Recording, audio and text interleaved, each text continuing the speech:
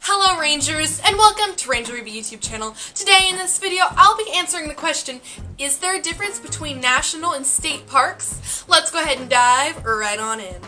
Okay, so imagine this scenario. You, a humble national park enthusiast, are walking down the street when BAM!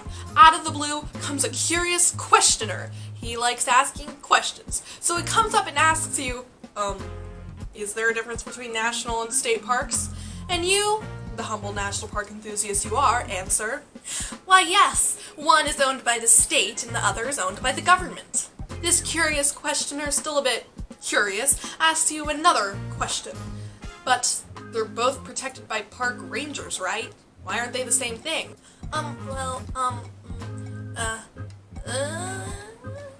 I have had this conversation many times, and once you have a question about national parks asked to you more than once, I know it's time to make a video.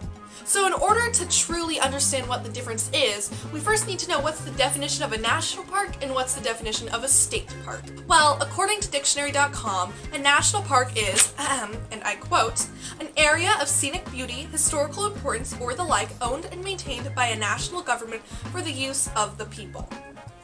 There you go.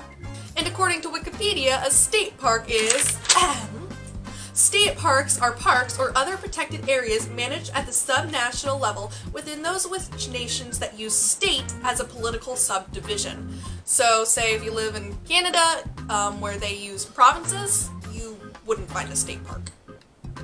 So now that you know the definition of each one, we can now identify the differences. A national park is owned on the national level, and a state park is owned on the state level. Pretty simple, right? So here's an example. Say if somebody were to commit a crime in a national park, that would be a national offense. That would be offense against the US government. But if somebody were to do it again in a state park, that would be a state's problem, not necessarily the entirety of the United States. Okay, now, so with that knowledge now under our belts, another question comes up. Man, these curious people are really curious. Why aren't national parks and state parks the same thing? Like, why do we even need state parks if we have national parks? Wow, great question. You're very curious. Answer, national parks are an act of Congress. It takes time for them to be created. They must go through the federal government. They are signed by the president. If people of an area or another situation comes up where something needs to be protected, a state park can be created to give it the protection that it needs, but it's paid for on the state, not on a federal level.